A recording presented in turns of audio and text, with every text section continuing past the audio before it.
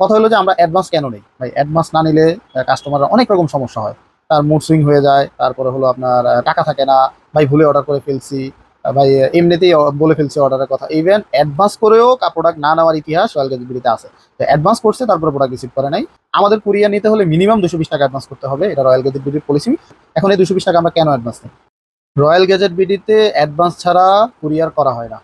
এটা হলো বাস্তব সত্যি কথা যে রয়্যাল গ্যাজেট বিডি, আমার যে সব রয়্যাল গ্যাজেট বিডি, আমি কোনো কুরিয়ার অ্যাডভান্স ছাড়া পাঠাই না। এটা হলো আমার পলিসি, রয়্যাল গ্যাজেট বিডির পলিসি। এর পলিসির বাইরে আমরা যাইতে পারবো না। এই পলিসি সবার জন্য সমান।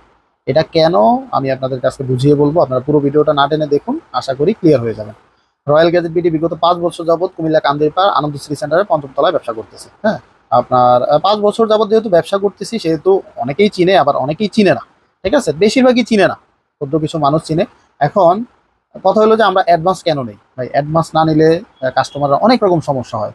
তার মুড সুইং হয়ে যায়, তারপরে হলো আপনার টাকা থাকে না, ভাই ভুলে অর্ডার করে ফেলছি, ভাই এমনিতেই বলে ফেলছি অর্ডারের কথা। ইভেন অ্যাডভান্স করেও প্রোডাক্ট না নেওয়ার ইতিহাস রয়্যাল গ্যাজেটবিডিতে আছে।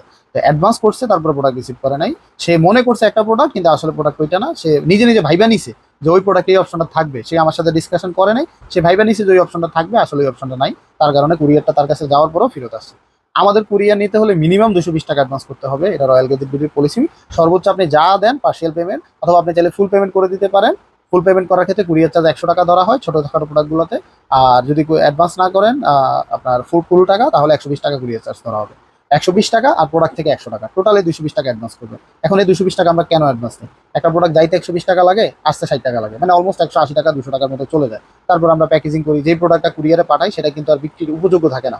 এটা যখন যায় খুব ভালোভাবে যায়, আসার সময় কিন্তু একদম অবস্থা খারাপ হয়ে আসে। অনেক সময় প্রোডাক্টের প্যাকেজ নষ্ট হয়ে যায়, প্রোডাক্ট নষ্ট হয়ে যায়, এটা আর বিক্রি করাই যায় না ভাই, সত্যি কথা। যার কারণে 220 টাকা অ্যাডভান্স নিলে কাস্টমারের প্রোডাক্টটা রিসিভ করার একটা আশা থাকে। কিন্তু যদি অ্যাডভান্স ছাড়া পাঠাই, প্রতি 10টাতে 5টা ফেরত আসবে। ইভেন আসছে, আমরা দেখছি, টাকা ছাড়া পাঠাইয়া প্রতি 10টাতে 5টা ফেরত আসে, 50%-এর মতো ব্যাক আসে। মানে কাস্টমার ইচ্ছা করে অর্ডার করছে, কিন্তু কাস্টমার নেয় না, কাস্টমারের বিভিন্ন রকম সমস্যা থাকে। এখন অনেকেই বলে যে ভাই টাকা দিয়ে তো আপনারা মেরে দিবেন। এই প্রশ্নটার উত্তর হলো কি ভাই, আপনার এই টাকা দিচ্ছেন যাকে, সে হয়তো ফ্রড, আপনার ভুল, এটা তার ভুল না, এটা হলো আপনার ভুল। আপনি কেন বুঝে দেন নাই? আপনি কেন তাকে চিনে দেন নাই?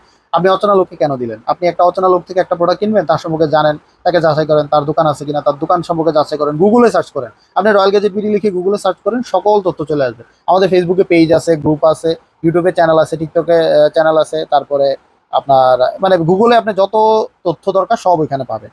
ইভেন আমাদের মোবাইল নাম্বারটা ভেরিফাই করেন, আপনি যে নাম্বারে কথা বলতেছেন সেই নাম্বারটা গুগলে দেওয়া আছে কিনা, পেজে দেওয়া আছে কিনা, টিকটক ইউটিউব অ্যাকাউন্টে দেওয়া আছে কিনা। আপনি সবকিছু যাচাই করে আপনি অ্যাডভান্স করেন। এটা হলো আমার কথা। আমার